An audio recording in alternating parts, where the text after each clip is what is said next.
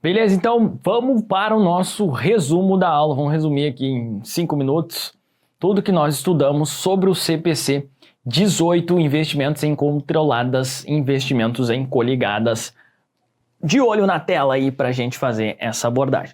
Primeiro ponto que nós estudamos é que os investimentos permanentes, segundo aí a legislação societária, eles podem ser avaliados tanto pelo custo como método de equivalência patrimonial. Método custo consiste em avaliar os investimentos atribuindo-lhes os respectivos valores originais da transação, o valor do custo de aquisição, o valor histórico, custo histórico aí. E o método de equivalência patrimonial, segundo o artigo 248 e também o CPC 18, ele dispõe lá que esses investimentos permanentes de participação no capital social de sociedades coligadas, controladas, sociedades controladas em conjuntos ou que façam parte do mesmo grupo, sociedades que estejam sob controle comum, serão avaliados pelo método da equivalência patrimonial. Então, nós vimos aí nesse esqueminha que nós temos esses dois métodos, o método de equivalência patrimonial e o método do custo, método de equivalência patrimonial, controladas e coligadas, controladas em conjunto, controle comum, nós aplicaremos aí o método de equivalência patrimonial. E aí nós partimos para detalhar um pouco mais justamente essas coligadas, controladas. E aí na oportunidade nós vimos que o que define uma coligação é essa expressãozinha aqui, influência significativa, que é o poder de participar nas decisões sobre políticas financeiras e operacionais de uma investida, mas sem que haja o controle individual ou conjunto dessas políticas. Perfeito, então isso é a influência significativa. E aí nós vimos aquela presunção de influência significativa quando tem mais de 20%. Nós teremos então uma presunção de influência significativa. E se tiver menos de 20%, presume-se aí que não tem influência significativa. Perfeito. But nós vimos que essa parada aqui, essa presunção, ela é relativa. Relativa, porque o que vale mesmo é um caráter subjetivo, que é esse poder de participar nas decisões, não é mesmo? Então, eu posso ter 15% e ter influência significativa, eu posso ter 25% e não ter influência significativa. Então, isso aqui é só apenas um indicativo, não é mesmo? Beleza.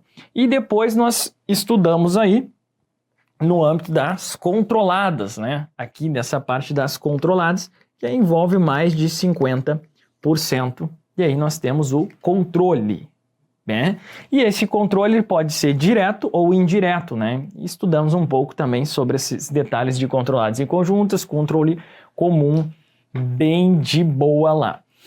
E aí nós vimos, a sistemática de contabilização do método de equivalência patrimonial. Então, quando é investida ela por um lucro líquido, nós vamos pegar o percentual de participação e aplicar sobre o capital social, não é o capital votante. Se ela tiver um prejuízo líquido, nós originaremos então uma perda de equivalência patrimonial. E se for um lucro líquido, um ganho de equivalência patrimonial, uma receita, perda, uma despesa. Beleza. E aí nós estudamos que nós temos dois momentos. No momento 1, pelo método de equivalência patrimonial, o investimento ele é inicialmente reconhecido pelo custo, ou seja, pelo valor pago. Só que nós sabemos que além do valor pago, nós temos o valor justo e nós temos o valor contábil do investimento, E a partir dessas variáveis aqui, surgem essas palavrinhas aqui, que é o goodwill, a mais-valia e a compra vantajosa. O goodwill é o GPJ, lembra lá, As iniciais deste professor aqui, o nome, Então, GPJ, Gilmar Possati Júnior, Juninho, Então, nós temos aqui valor pago no investimento menos o percentual lá do valor justo no investimento. Então, originando o que a gente chama de ágio por expectativa de rentabilidade futura. A mais-valia é a relação entre o valor justo do investimento e o valor contábil do investimento, tudo em termos percentuais. Percentual esse fornecido pela questão lá. E a compra vantajosa é também o deságio, que é o contrário do goodwill, tá bom? Compra vantajosa é o contrário do goodwill. Valor justo menos o valor pago. Beleza. Essa aqui, eu novamente coloquei aqui porque é um momento 2, então alterações, né, no lucro líquido vai gerar o ganho, prejuízo líquido ou uma perda, tá bom?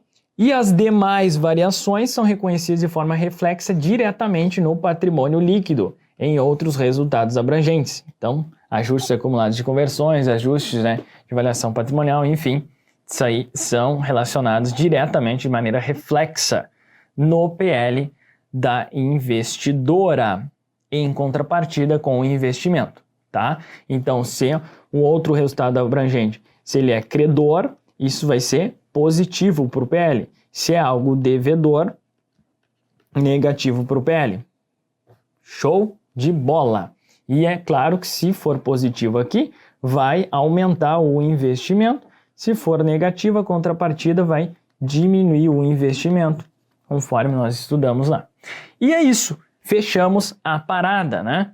Esses são os principais tópicos aí que nós precisamos saber sobre o CPC 18. É claro que a gente viu outros detalhezinhos ali, mas para resumir em alguns minutos, esses são os principais pontos que você precisa saber. Até acabou faltando aqui, mas eu vou destacar agora, questão, né, dos dividendos, né, que eu acho que é importante e acabou não constando aqui no resumão. Mas a questão dos dividendos é o seguinte: método do custo, os dividendos vão para receita. Método do custo, os dividendos vão para receita.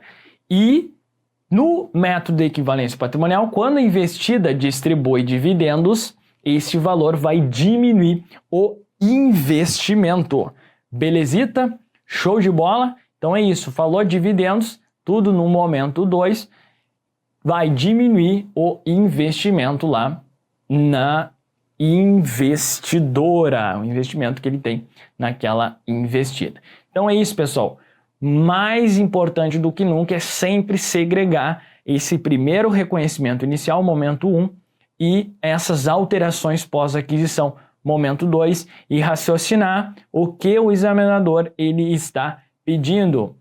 É o reconhecimento inicial, beleza, mas ele está pedindo goodwill, ele está pedindo mais-valia, tudo no momento 1. Ele está solicitando qual o impacto no investimento, qual o impacto no PL, qual o impacto no resultado. São questões que você precisa raciocinar lá na hora da prova. E é claro, resolvendo questões, aí você vai treinando todas essas variáveis. A parte teórica já foi abordada aqui, e aí resolvendo questões a gente consegue fixar esse conhecimento aí bem bacana, e para isso nós temos aí dezenas de questões comentadas no nosso livro eletrônico. Não deixe de resolvê-las. Forte abraço, bons estudos e se divirta aí com as questõezinhas do CPC 18. Valeu!